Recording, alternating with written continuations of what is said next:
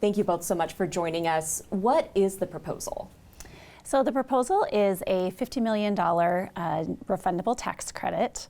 It is $5,000 per child and up to $7,500 for children with special needs.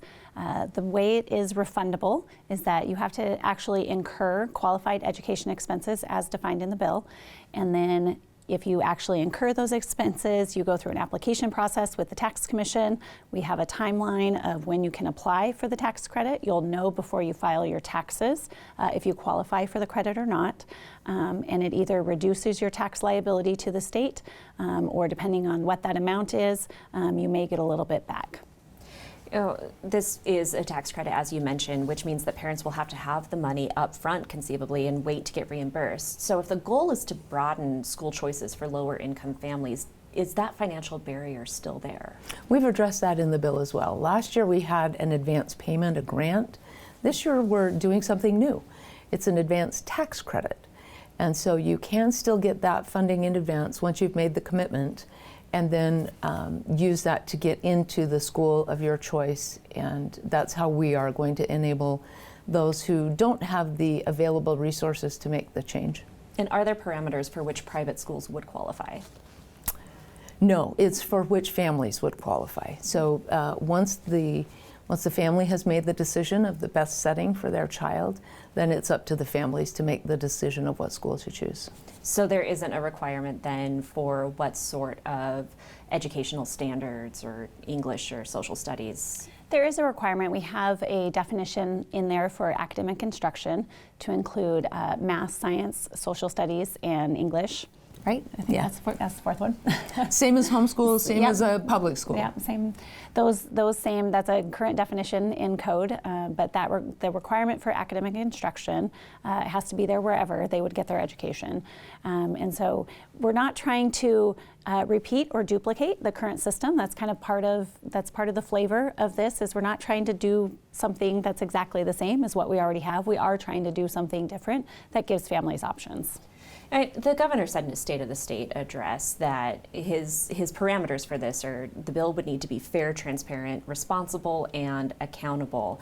And that, of course, begs the question, whose definition of accountability are we using here? And do you think that your definition is the same as Governor Little's? That's what we're aiming for. But of course, first we have to get our colleagues to agree with those definitions. And but what is the definition?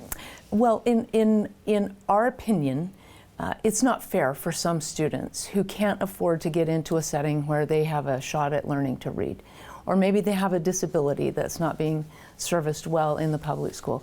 Many students with learning disabilities and special needs are served just fine in the public schools. But for those students who aren't, is it fair to them to not be able to have another option just because they can't afford it? So we definitely think this meets the definition of fair for children. And transparent, there's a lot of reporting in there that will make everything transparent about how the program is operating. Accountability, sometimes people think that reporting and accountability are the same thing. They're not. Reporting is just making transparent what's going on. And so that's what you will see a lot of in this bill. And then every private school already has standards and metrics for success. They have caring board members, caring teachers who are making decisions about what that school's metrics are of success are.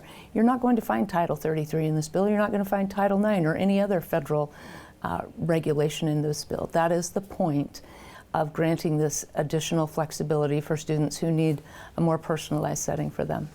You mentioned students with disabilities, whether they're learning disabilities or physical disabilities, and of course public schools are required by federal law to serve students with disabilities with appropriate education. Is there a concern that taxpayer money is going to go to private schools that don't have the same requirements through either the Individuals with Disabilities Education Act or accessibility requirements through the ADA? I think that statement or that question presumes something. It presumes that there aren't services outside of the public school setting. We have several examples of existing schools, and we also don't know what schools might come into existence if this passes, what innovation might happen if this passes. It presumes that those schools don't provide any services to kids with special needs. And I happen to know a lot of families, and we've talked to several families who are doing something different because even the required services that were provided in the public setting didn't meet the needs of their child. So they had to go somewhere else, pay additional funds to find a service that met the needs of their child.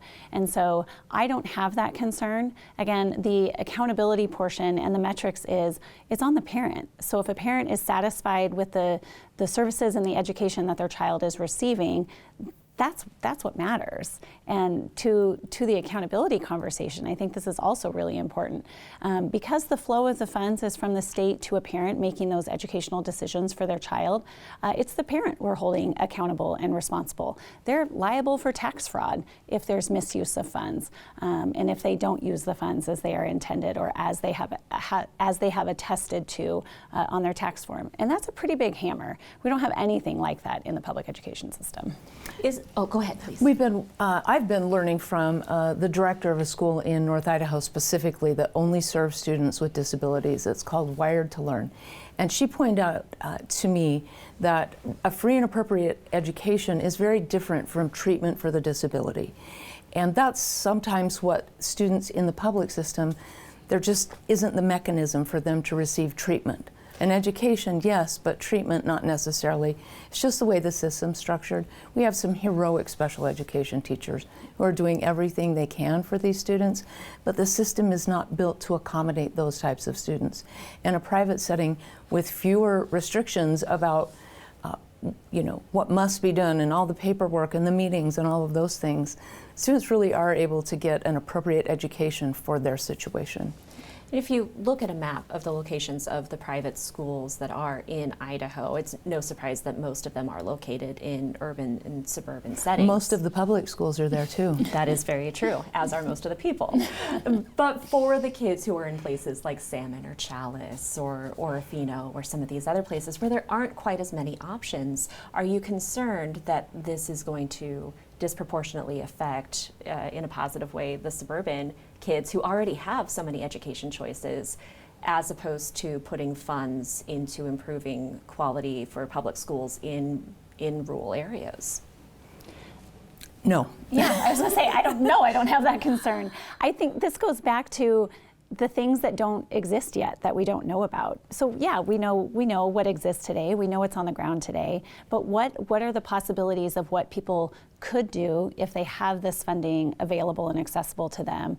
And what are the things that could come about if resources are pooled and new things are tried and we have new innovation? And that to me is what's really particularly exciting in our rural areas where maybe we haven't seen that.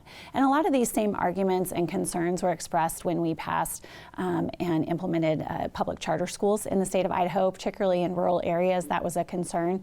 And we're 25 plus years from the passage of that law. And what we see is now we see charter schools going into rural areas. So some of that takes time, it takes development, but we've seen some really great and innovative charter schools now in rural areas serving kids with new options and new ideas. And this is the same type of thing. And if there's no private school in a rural area, then only the existing choices will remain. And that's, learning pods, micro schools, homeschooling, online, virtual charters. Those sorts of choices already do exist in rural Idaho. And this would be one more potential choice if someone were to start a school. Governor Doug Ducey, when he was here early in session, said all of the rural school districts that existed in Arizona prior to the passage of choice policy still exist. When you are looking at other states, you've pointed to some good examples elsewhere. Are there any examples of things that you don't want to do, you want to make sure don't happen in Idaho. Absolutely. We don't want to bust the budget. There are accusations about what's going on in Arizona that are simply false, that school choice has busted the budget down there.